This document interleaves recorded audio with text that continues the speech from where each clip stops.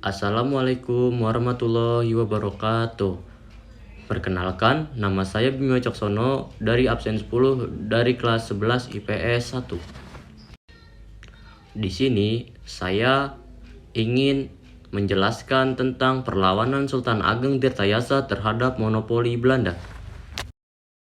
Yang melatar belakang ini adalah adanya keinginan VOC untuk memonopoli perdagangan di kawasan pesisir Jawa. Adanya bala kode dan gangguan yang dilakukan VOC terhadap kapal dagang dari Cina dan Maluku yang akan menuju Banten.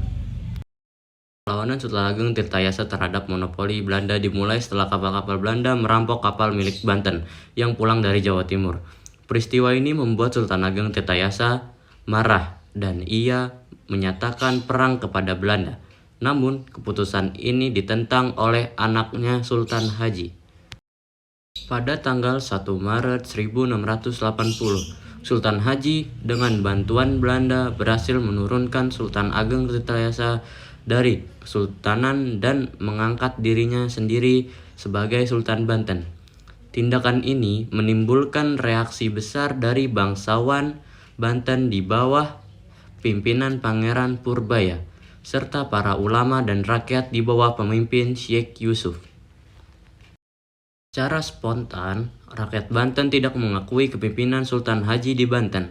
Sebaliknya, mereka berkumpul di hadapan Sultan Ageng Tirtayasa untuk menyatakan kesetiaan mereka dan bersedia berperang untuk menurunkan Sultan Haji dan Belanda yang menjadi biang keladinya. Perlawanan ini juga dipicu oleh kebijakan politik, yaitu divide et impera yang dilakukan oleh Belanda. Kebijakan ini bertujuan untuk mencegah belah dan menguasai Banten dengan memanfaatkan perpecahan di antara penguasa dan rakyatnya. Namun, perlawanan yang dilakukan oleh Sultan Ageng Tirtayasa, para bangsawan, ulama, dan rakyat Banten menunjukkan kesatuan dan keberanian mereka dalam melawan penjajahan Belanda. Sultan Ageng Tirtayasa dengan Sultan Haji, akhirnya Sultan Ageng Tirtayasa ditangkap VOC dan Sultan Haji menjadi raja dengan menandatanganinya perjanjian yang isinya sebagai berikut. 1. Banten harus melepaskan pengaruhnya terhadap Cirebon. 2. Banten harus mengakui monopoli VOC di Banten. 3. Bangsa asing kecuali Belanda di Banten. 4. Sungai menjadi batas antara kerajaan Banten dengan daerah VOC.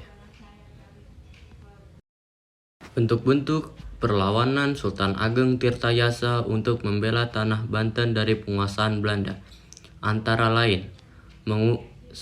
Mengundang para pedagang Eropa dan Asia untuk memulihkan posisi Banten sebagai bandar perdagangan internasional. 2. Mengirimkan beberapa pasukan untuk mengganggu kapal perdagangan VOC. Kemajuan yang dicapai oleh Sultan Ageng Tirtayasa untuk Banten. Kejayaan Banten dirasakan oleh rakyatnya saat Sultan Ageng Tirtayasa berhasil memberikan perkembangan besar untuk masyarakat. Dilansir situs Dinas Sosial Provinsi Banten, yaitu kemajuan yang dicapai oleh Sultan Ageng Tirtayasa. 1. Kesejahteraan rakyat Banten meningkat dengan dibukanya sawah-sawah baru dan pengembangan irigasi. 2. Memperluas wilayah perdagangan Banten hingga ke Sumatera dan Kalimantan. 3. Berhasil membangun armada laut yang ditugaskan untuk melindungi perdagangan Banten. 4. Memajukan agama Islam di daerah Banten. Strategi perlawanan Sultan Ageng Tirtayasa terhadap monopoli Belanda, yaitu Sultan Ageng Tirtayasa tetap melancarkan serangan-serangan terhadap Belanda dengan menggunakan taktik gerilya dan sabotase. Untuk mengalihkan perhatian Belanda atas Banten, Sultan Ageng Tirtayasa membantu pemberontakan yang dilakukan oleh Turonojaya dengan mengirimkan bala tentaranya. Akhir perlawanan Sultan Ageng Tirtayasa terhadap monopoli Belanda. Pada akhirnya, pasukan Sultan Ageng Tirtayasa kalah dan Sultan Ageng Tirtayasa sendiri ditangkap oleh VOC pada tahun 1683. Ia dibawa ke Batavia sebagai tahanan dan meninggal di sana pada tahun 1692.